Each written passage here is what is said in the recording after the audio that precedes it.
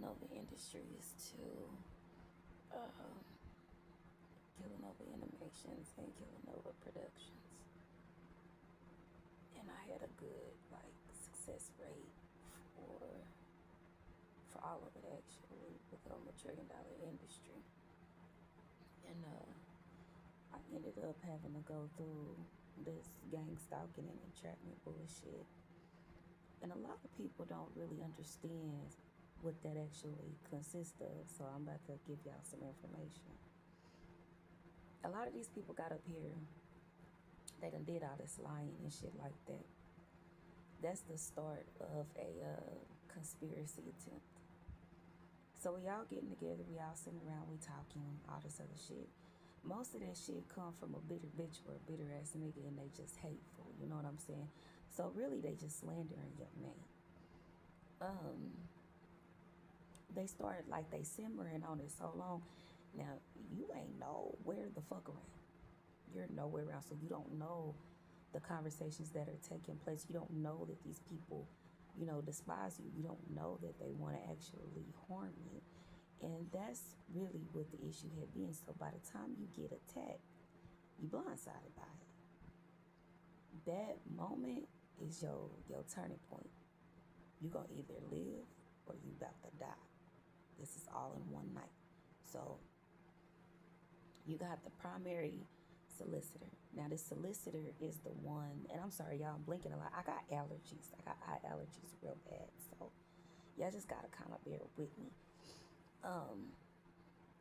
But you have the primary solicitor, So this solicitor, he's about to solicit a crime of violence, which means he needs some third-party solicitors. This is where proxy stalking came in. And yes, I did create the proxy stalking. And it's supposed to be like an elaborate homicide plan is really what the issue is. And that's why there's so many people involved.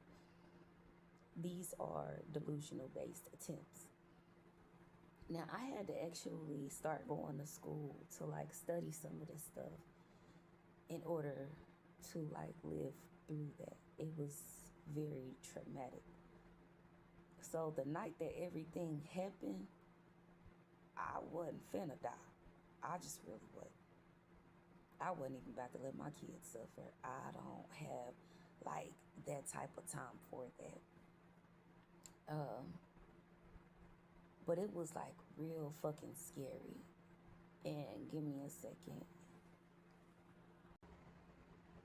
Okay, so at that part of the game, at that point, you have the solicitor, you have the co-conspirator. So these two done sat down, they done came into agreement, and they saying, boom, okay, we about to take this person out, right? This is what they call being set up. Then you have the accomplice. So the accomplice is an instigator. That's the shit starter, which is why you gotta be careful about the different surrounding settings, the people you encounter, how you interact, and how you move. When they did my attempt against me, mine was basically through electronic communication, radio communication, digital sciences and shit like that.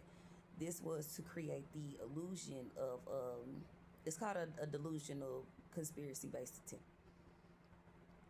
And so what ends up happening, and this is really why they call it gang stalking, they call it a phenomenon. All of a sudden, a group of fucking dumb fucking people want to get together and stalk somebody. Now, this stalking becomes very, very dangerous because they all have different agendas. They all have a different reason for being involved. So one of them want to rob you. One of them want to kill you. One of them want to beat you. One of them just want to see you suffer. It's a lot. So during the time frame of the attempt that was against me, it ended up being primary over 40 plus people that had been stalking me for the longest. And I couldn't never really figure out why or what was actually going on or what was happening. And I still really don't have the answer because I'm still fighting it through it right now, which is why sometimes you should actually pay attention to my background. You'll figure out I didn't lie about it. You just needed to slow the shit down. And they all just was like, the main thing that I had got out of it, what it was is it's a hate crime. Like, it's pure sadistic cruelty. There's nothing that's spectacular about it. There's nothing that's fancy. I ain't went and did nothing. I ain't hurt nobody. It ain't nothing to that. It's a pure hate crime. It's just a violent hate crime. It's an organized hate crime. We all agree to do this, and boom, bam, boom. And everybody's waiting on their percentage that's not coming, because I'm not about to go out like that. I'm telling the police about it. So we're going to stop that one right there, too.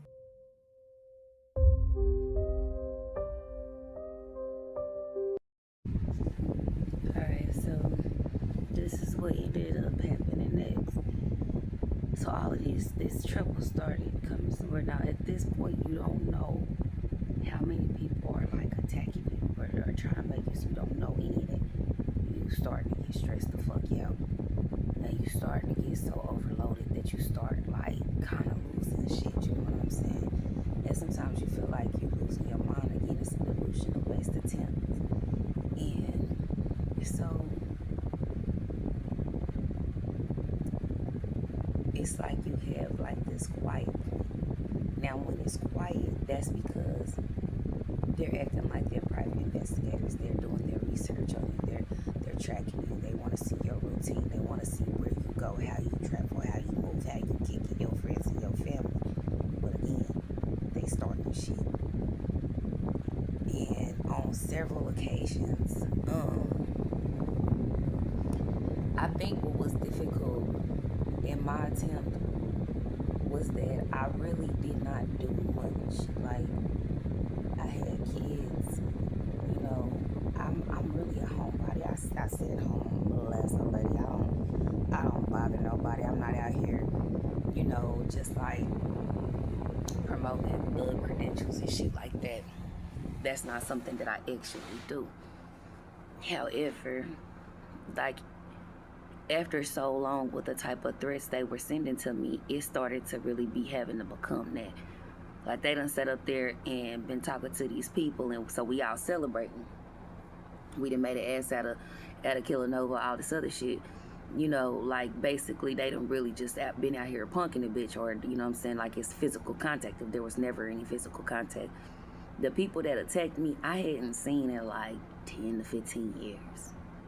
I hadn't associated with, I had nothing. I had kids and I got happy, baby. Like, God couldn't, you know, bless me no further. I was just, that was the brightest thing to me. I started really growing up. You know, I started really loving myself more, really taking care of myself more. I started doing a lot of different things.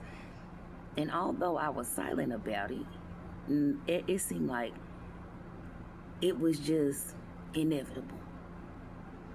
Somebody want to come over. They want to bring attention. And I'm just like, fuck, I don't have time for this. But if it's a dangerous situation, okay, I got you. I can help you with that. I don't want to see you hurting or nothing like that. And that's how they started getting me. Everybody took a part in placing a wire. And that was what's wrong with the situation. At that point, this is where you start talking about intrusion upon seclusion. And it's sickening and it's perverted. You know what I'm saying? And it's real, real scary. Because the type of people that were after me, they were like real adamant about conflict. Like, you about to get out here and you just gonna bang this life one way or another, you know? And it was horrific. Like, the stuff that I started hearing throughout, and it wasn't the first time I had experienced it, but it was the first time I had to like really fully experience this shit. And baby, it was a fucking nightmare. They even started attacking my kids. Like, I don't have teenagers. I have small children. You know, my kids are not nowhere near grown. I just had these babies. And so when they started attacking them, that's where it started being some crucial and critical points.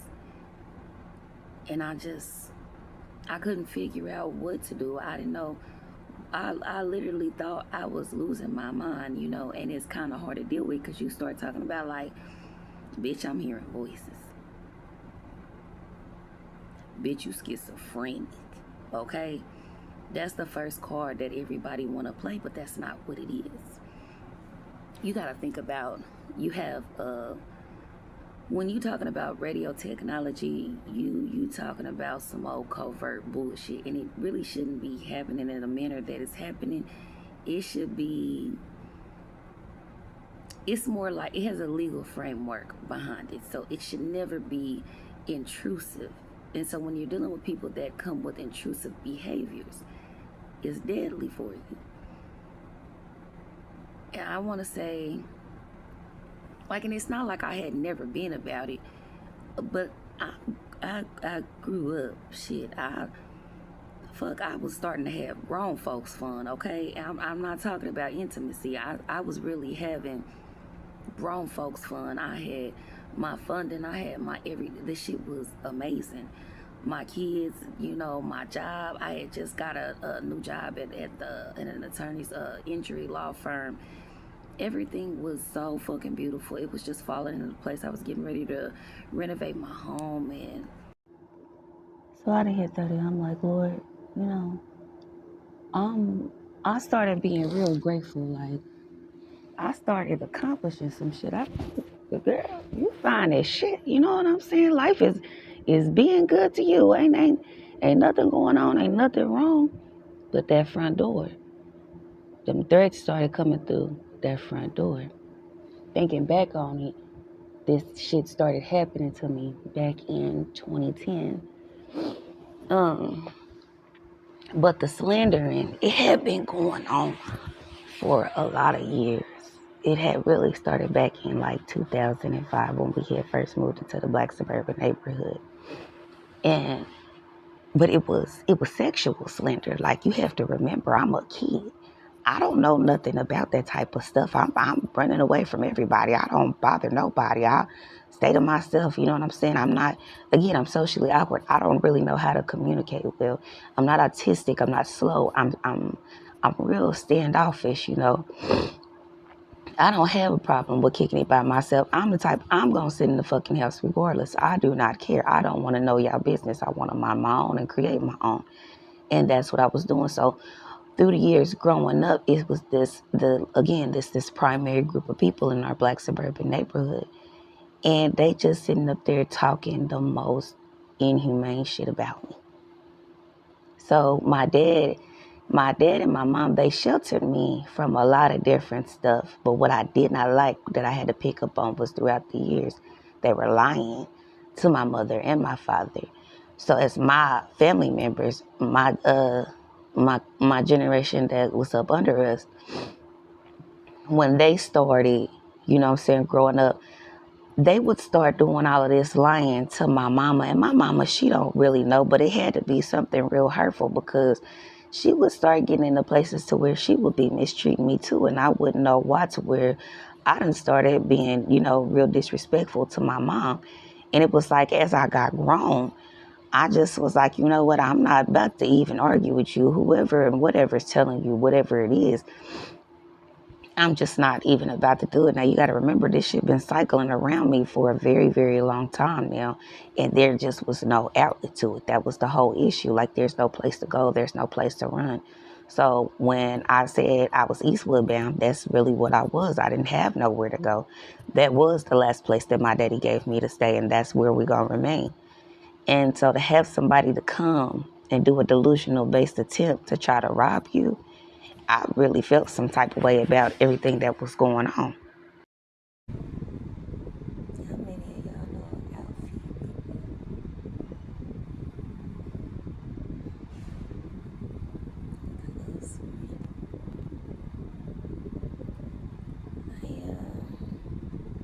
I've been knowing him for the better part of my life. And he is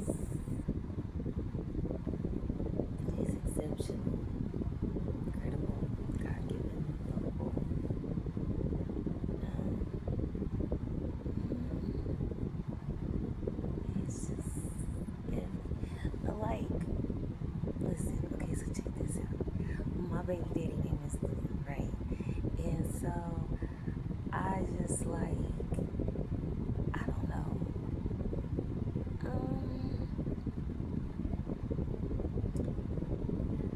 So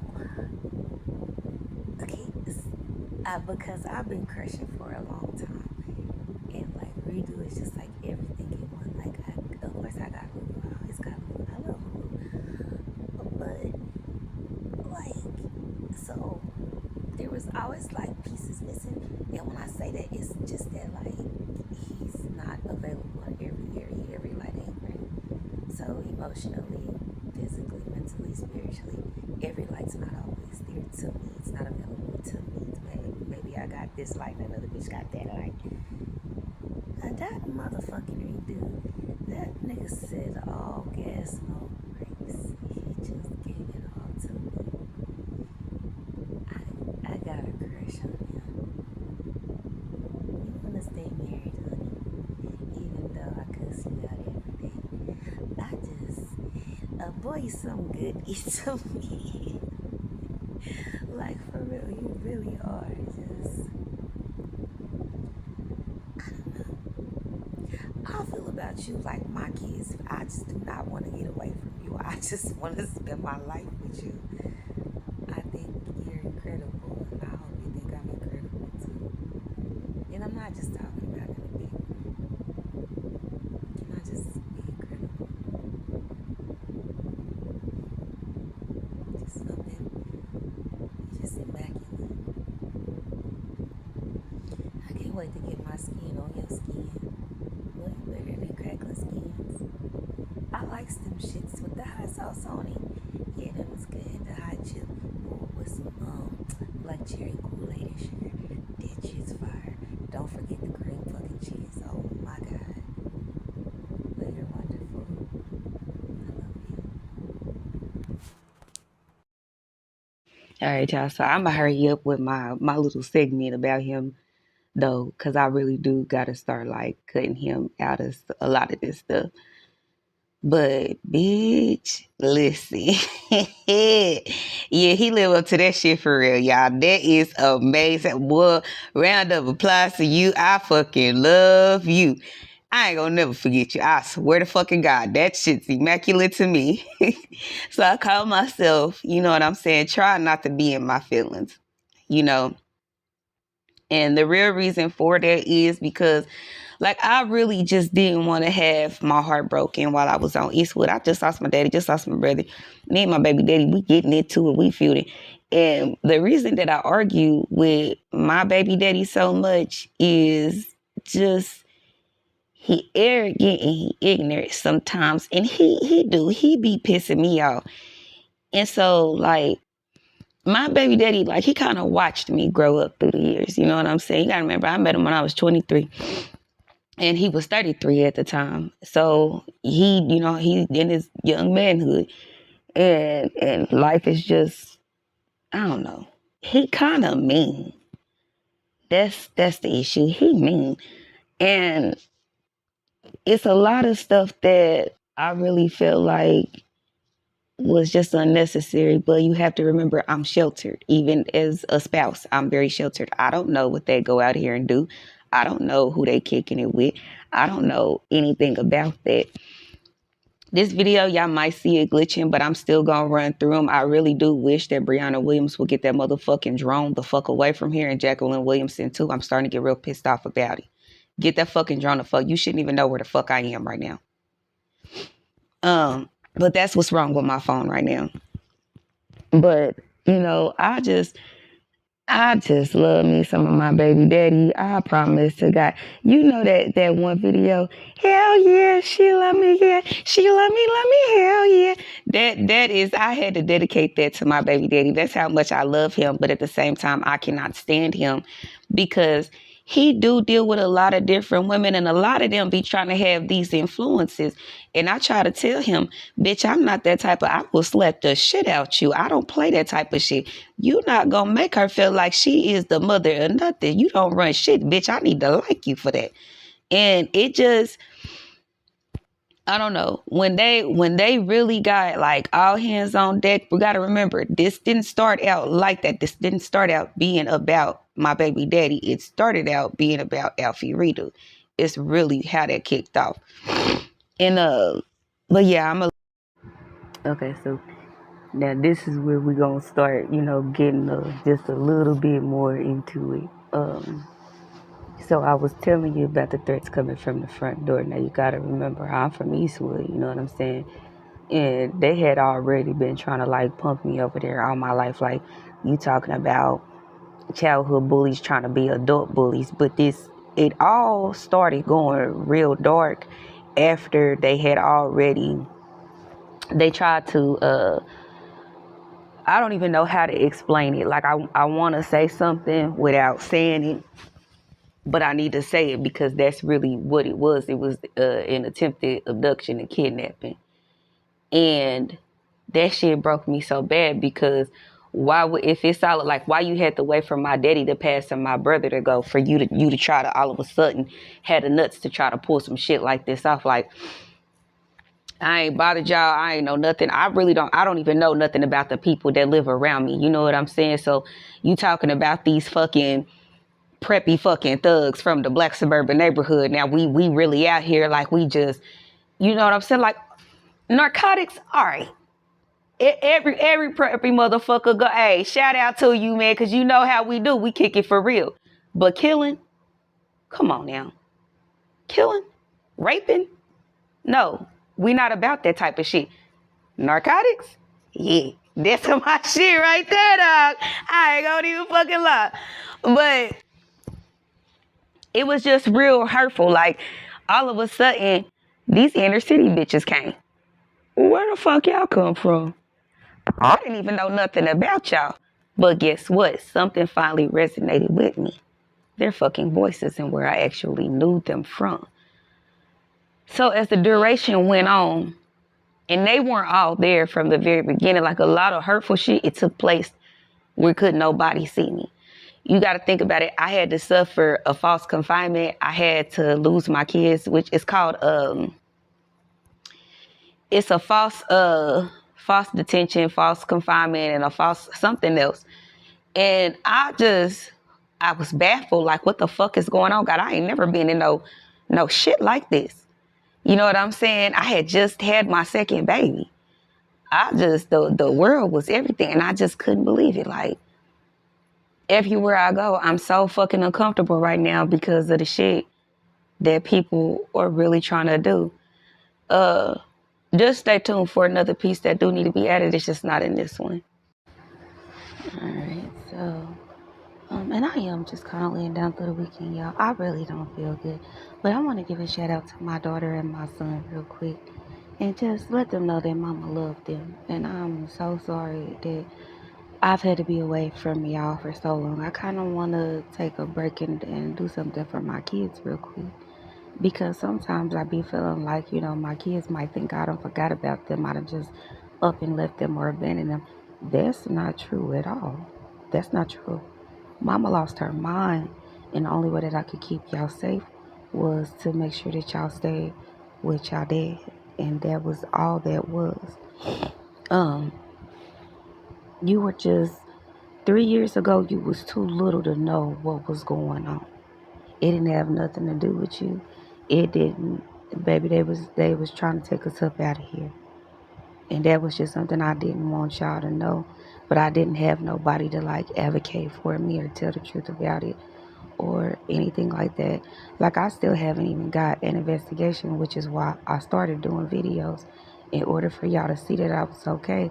But in hindsight, when I turn that camera off, I'm still hurting real bad inside.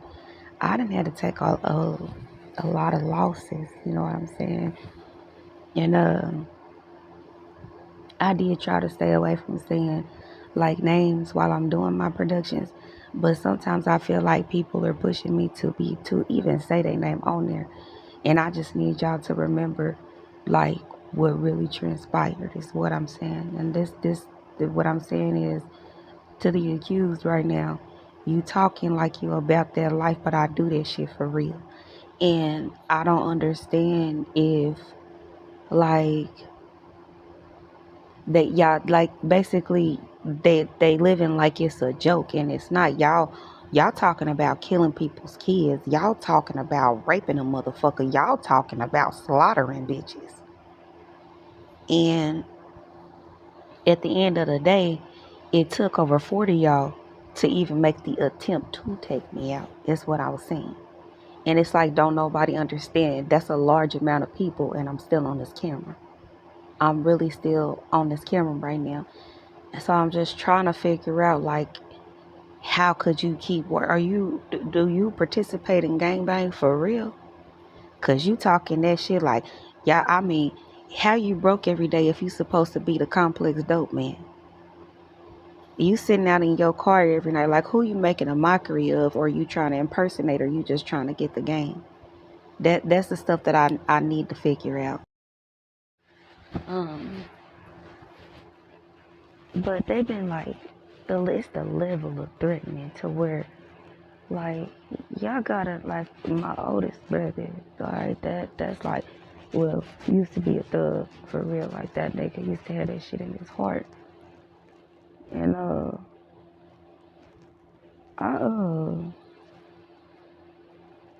I basically took that, after his footsteps. So I'm born in the 90s, but I'm raised like the 80s is really what that is.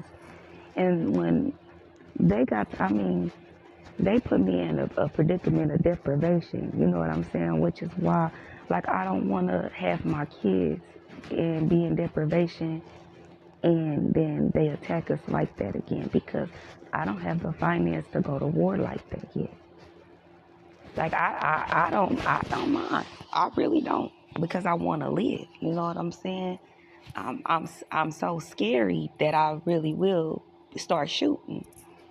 And just a lot of people don't get it. They really don't. So they get up here, they talk, they little shit. They really be trying to make it like, they real tough.